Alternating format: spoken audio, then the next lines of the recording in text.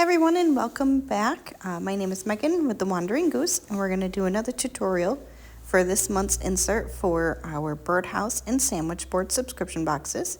There's a couple things you're going to want to have. You're going to want some painter's tape. I like to roll the ends so that it's sticky side up. Makes it easier for all of my small pieces.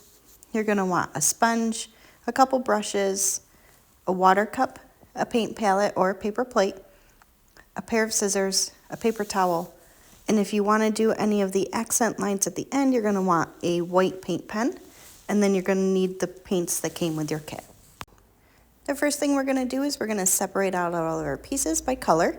You're going to group the pieces together that are going to be painted the same color. It makes it easier when you're planning what colors you're doing if they're all together. For this particular project, there really is no wrong or right way of doing all of these Easter eggs. You can have as little or as much color on them as you'd want. We're going to do a couple different techniques to give them a few different looks to them. But like I said, you can always switch it up and do whatever looks good to you. The first piece we're going to paint is going to be the backer piece. The only part on this piece you're going to paint is going to be your bunny.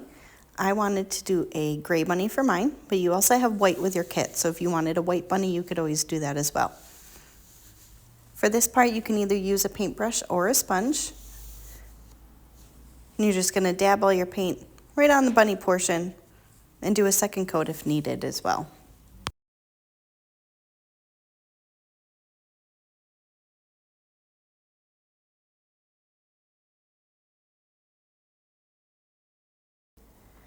Once I was finished painting my bunny, I'm going to go ahead and take my scissors and cut off the end of my sponge if you used one. If not, just put your brush in the water for the next part.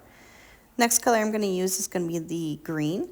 So this is going to be the color you're going to want for the tops of your carrots. I also put a little bit of it on my eggs as well. When you're doing your carrots, because they have these lines on them that are slightly engraved, you don't want to fill them in. So when using your sponges, make sure you dab off any excess paint. You want to go with just a little bit at a time. You don't want to accidentally fill in those engraved lines, so the less is better. I'd rather you do 2 coats on there than accidentally fill in those engraved lines.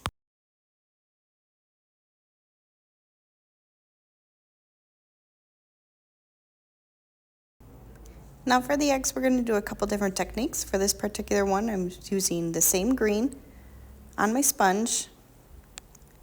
And you're just going to want to pay very, very close attention to the lines if you want it to look like the example one for this particular project. The sponge can get close to the line. You just want to make sure you don't cross over it, or you're going to bleed into your color on the next section.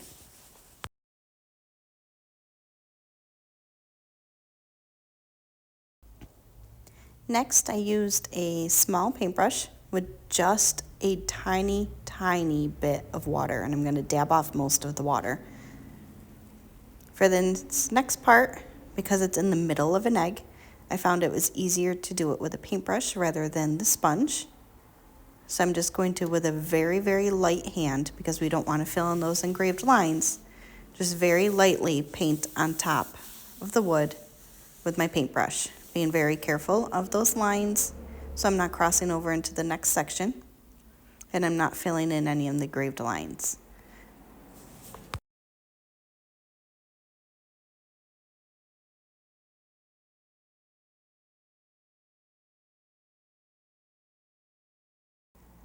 If you do notice that you filled in any of the engraved lines by accident, you can take a blank sponge and kind of dab it on top of your piece, and sometimes it can pull the paint out of those lines.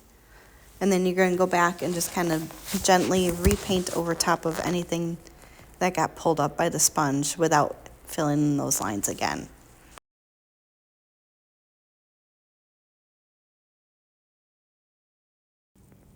Moving on to the next egg, I'm going to do the same thing as I did with the last egg, just lightly painting over top of those lines, making sure I'm staying within the lines of the next section with a very light hand. I'd rather do 2 coats than to accidentally put in too much paint.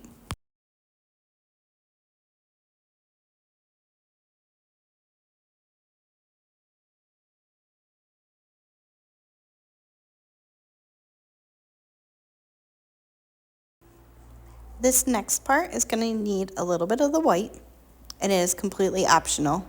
Can be a little tricky to do given the tight spaces.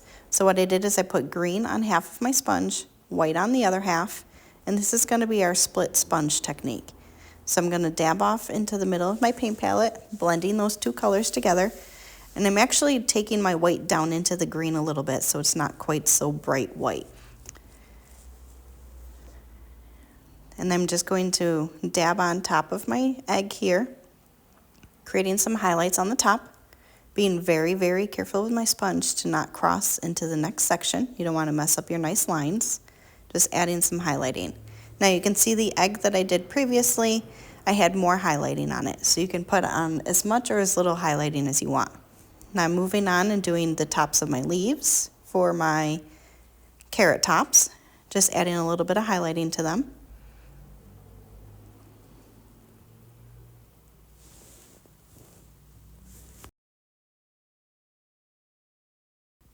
And for this next part, because I'm doing it inside the middle of another section, you're going to want to be very careful. Right now I'm just doing it on the edge of this egg. I'm adding some highlighting to the edge within the green section. Redabbing as I need to get a little bit more paint on my sponge. And I'm going to the next section on the other egg. Again, being very, very careful that I'm only using half of my sponge so I'm not crossing into the section below. Adding just a little bit more white to my sponge, a little more green, re-inking it essentially, and being very deliberate where I'm placing my sponge. Following along the line, just adding some highlighting to the top of this section. If you find you're struggling with the size of the sponge, you can go ahead and you could actually cut it in half the long way and do the same split sponge technique on just the little mini sponge, doing white on one half, green on the other half, blending the two together just like we would with a normal size sponge. And then that gives you a little bit of a smaller sponge so you can get in there and get a little bit more of the detail and blending together.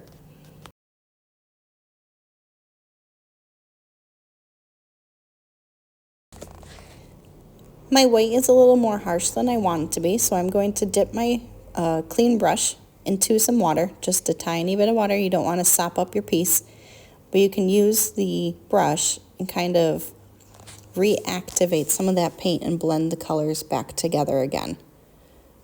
Using the sponge, reapplying, just kind of blend that line a little bit better until it looks the way you want it to.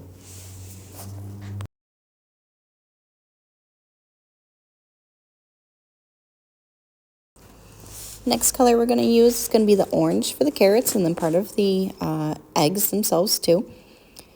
You're going to use a clean sponge for this, so cut the end off of your sponge and then just dab it into your orange. And you're going to do the same thing as we did with the leaves of the carrots, but we're going to do this for the carrots. Dab off any of the excess paint and just dab straight up and down on your carrots so you don't fill in those engraved lines, so your carrots have a little bit of pizzazz to them.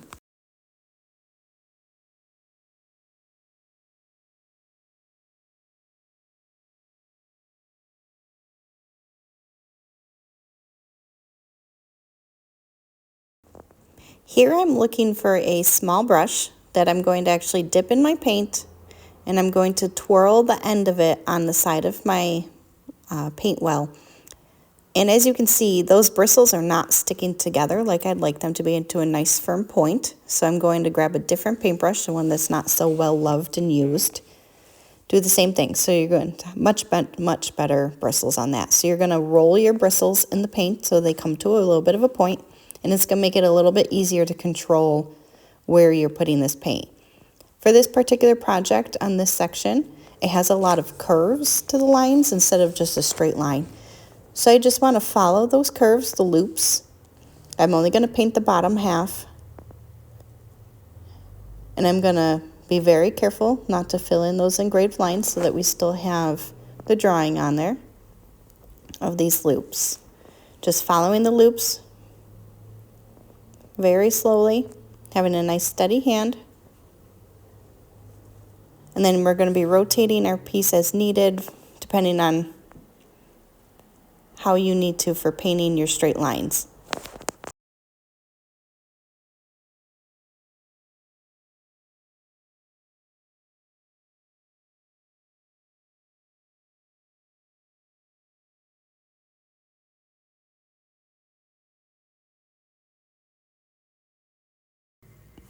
Once we're done with that section, we're going to go ahead and move on to the next egg. Do the same thing.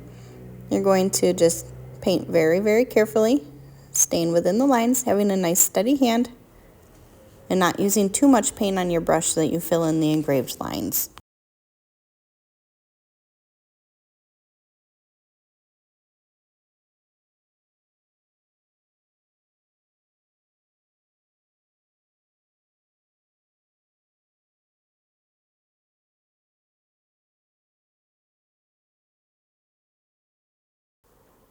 Moving on to the next egg, we're going to paint the next section. For this particular one, we're just doing that really skinny band that's going across the middle of the egg.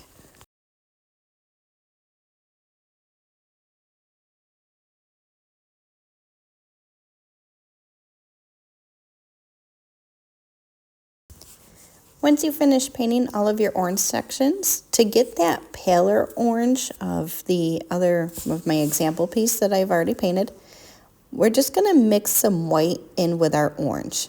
And it's going to give you more of like a pale pastel-y kind of orange instead of such a bright orange.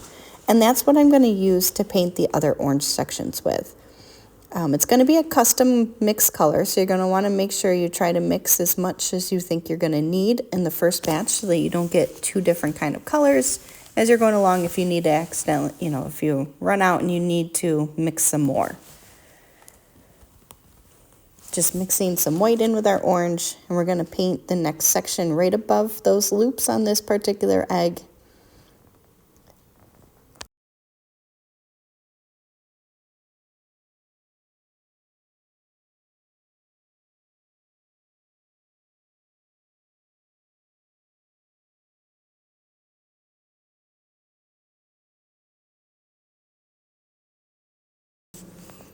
Once you finish painting that section, just grabbing a little bit more white, some orange, mixing them together again because I had ran out of paint, and I'm just going to paint the top section of this other egg right above the other orange.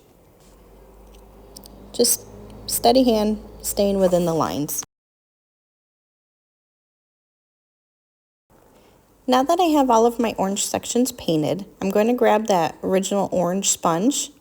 I'm going to put a little bit of white on it, a little bit of orange, doing a split sponge. And we're going to add some highlighting to the carrots and then to our eggs as well. Just leaving the white edge to the outside, the orange to the inside, and adding some highlighting to my carrots.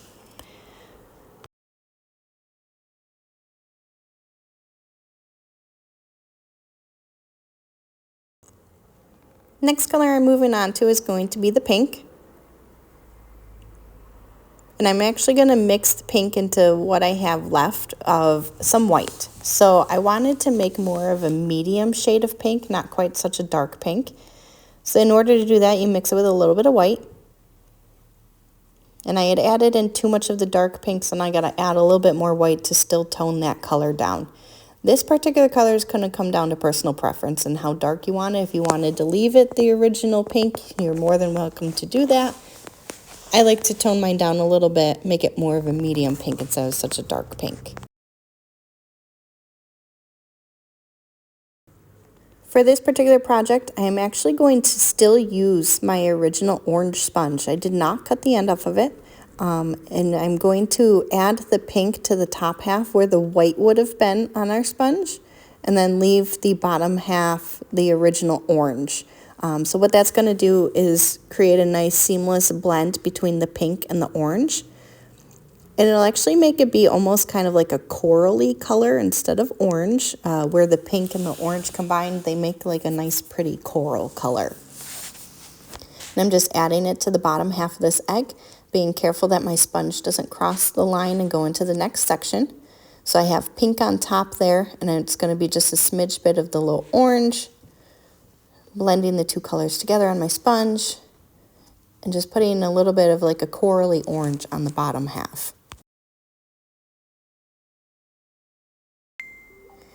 Using the same colors on my sponge, so you got a half pink and half orange sponge. I'm going to the little egg of the door. So if you have the birdhouse, you're going to have this piece. It's going to be part of the door piece. If you have the sandwich board, you will not have this piece. And I'm just going to go a little willy-nilly with orange and pink on the door frame itself. You can always paint the door frame all one color instead of different colors. Right now I'm doing, a mix of the pink and the corally orange. And wherever the colors are falling, that's kind of just where I'm leaving it. Kind of making like a marbly effect.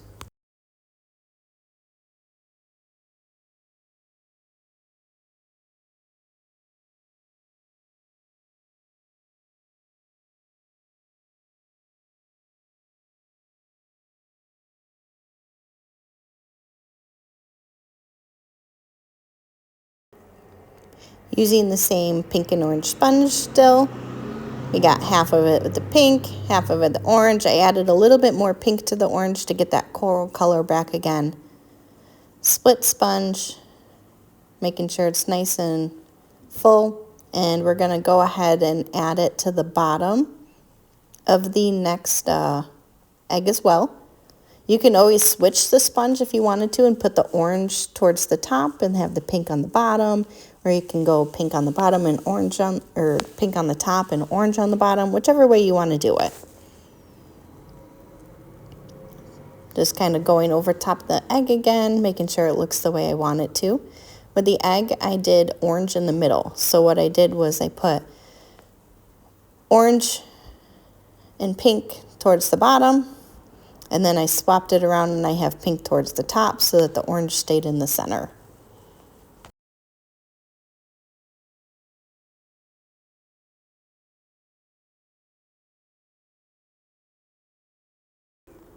Now that I'm finished with the pink and the orange, I'm going to go ahead and cut my sponge. And we're going to move on to the next color. So for the next color, we're going to use the yellow. And for this particular part, I found it was easier to use a paintbrush. You can if you want to use a sponge, you're more than welcome to do that as well.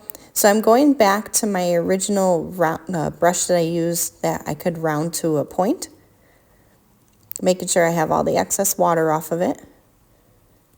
And I'm just going to very carefully paint that skinny strip on this particular egg, making sure I'm staying in the lines with a nice steady hand.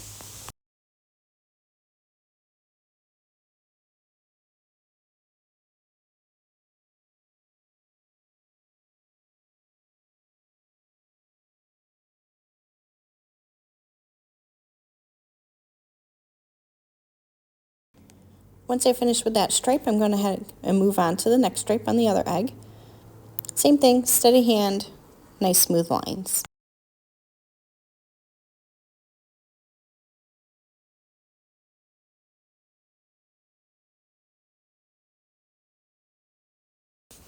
Once I finish that stripe, I move on to the next section. So in order to keep that squiggly line in the middle, I essentially paint these as if they're two separate sections, running my paintbrush along that squiggly line and not actually crossing over top of it.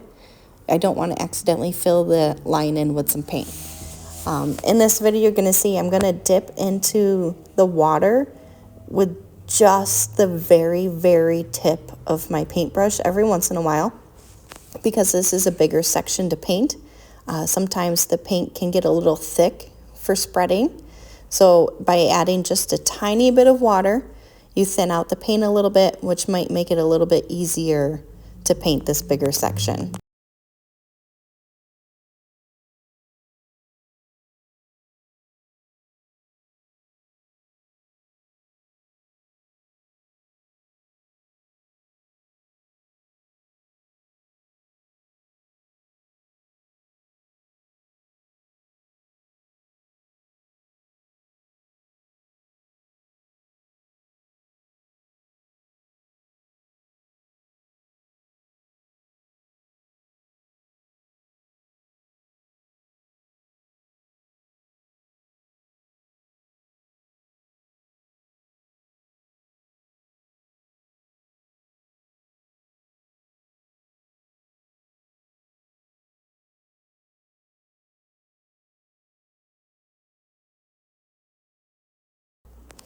Once we're done with the yellow, we're going to move on to the lilac purple and the blue at the same time. So for these particular eggs, I decided I wanted to do a split sponge with the purple and the blue for all of the remaining sections. So instead of painting the colors individually, I went ahead and I was doing a split sponge for the egg portions. You could do the same thing with the door too. If you have the birdhouse, you can always do a combination of purple and blue. It would look really nice on the door.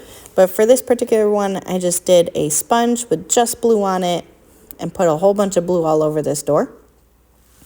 Then when it comes to doing the split sponge for the eggs, I'm just going to dip the front half of my sponge into the purple, the back half into the blue, and just be very, very careful of using my sponge to stay within the sections of the egg that I want the colors to be on.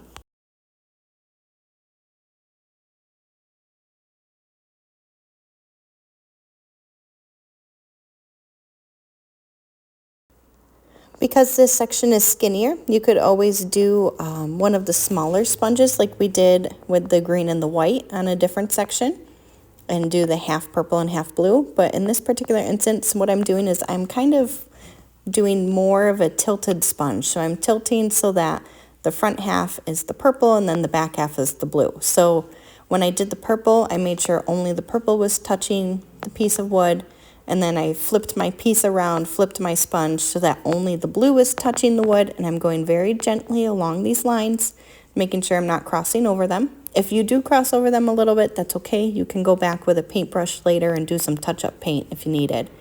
So now that I have the blue and the purple done, and I'm very carefully doing the split in the middle. So that's what's going to give you your nice blending.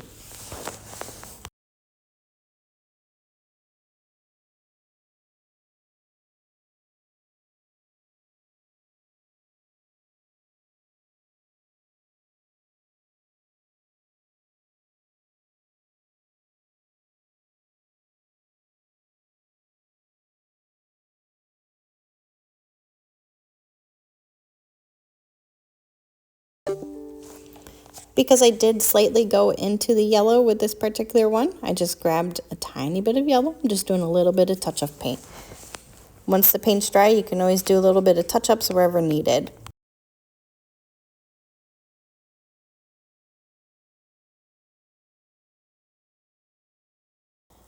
For this green and white, I still don't really like how harsh of a line that I have, so I'm going through with just a tiny, tiny bit of water on my brush, and I'm reactivating that paint a little bit so that I can move it around. So I'm just going to try to blend that white into the green a little bit more. Kind of pull down on the white, blending it into the green as best I can. If after all of this and all else fails, you can always just go back through and repaint over top of that and try again.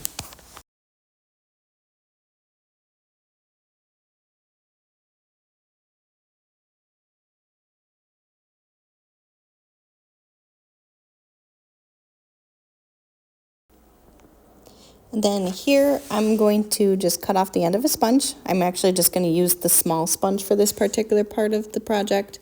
And I ran out of white on my palette because I mixed it into the light pink. So I'm just going to dab the end of my sponge into just a smidge bit of white. And this white is going to be used for edging around our backer piece that had the bunny on it. So because I did gray, I'm going to use it to edge around the bunny, and I'm also going to use it to edge just a little bit around each of the eggs, just to give it a little bit of highlighting. So you're just going dabbing a tiny, tiny bit. You're going to want to make sure you have a very, very minimal amount of paint on your sponge. And you're just dabbing around the edges of the eggs, giving some highlighting, and we're going to do the same thing with the backer piece and with the bunny as well.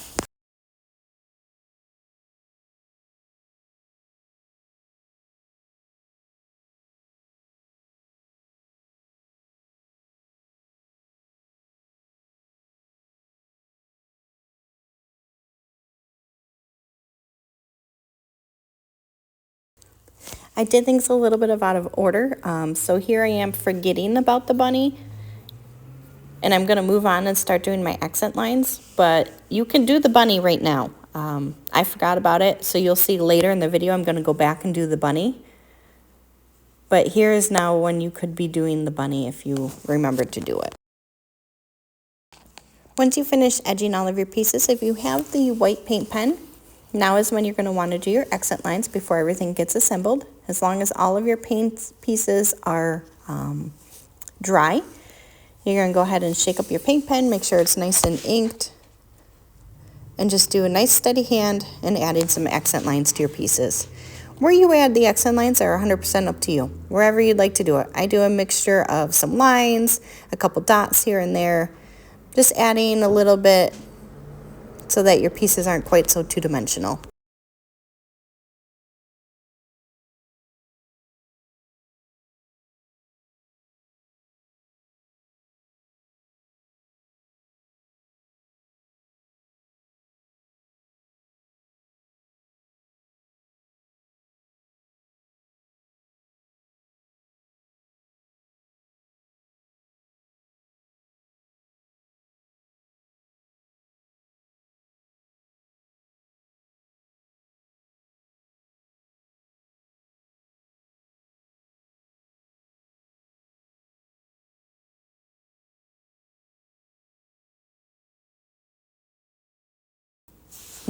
Here is when I remember about the poor little forgotten bunny. I was getting ready to do the accent lines on it and realized I never did the edging. So I'm just going to put a little bit of white edging around the outside edges of him. If you have a white bunny, you could always do this with gray instead.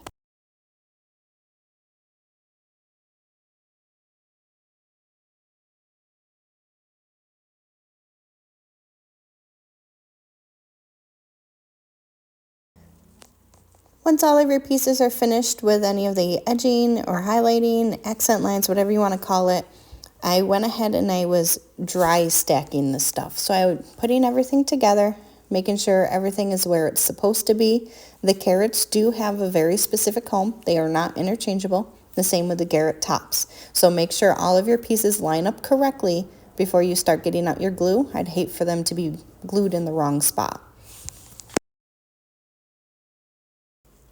Once you have all of your pieces in the right spot, I use the Gorilla Super Glue. You could always use wood glue. Just remember that it's going to take a little bit longer for it to set. The wood glue sets in just a couple seconds. And I'm just adding tiny little dots of super glue to my pieces, making sure everything is in place because you don't have a whole lot of working time with it. Make sure all the pieces are flush with each other and lined up the way they should be.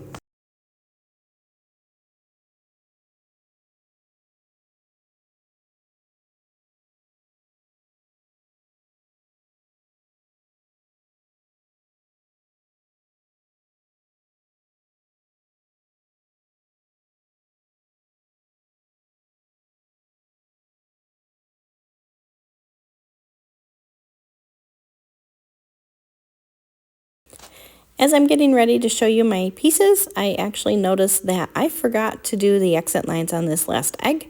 So I'm just going to go ahead and add in the accent lines. Once your pieces are dry and stuck together, you can go ahead and add your Velcro to the back and attach them to your birdhouse or your sandwich board.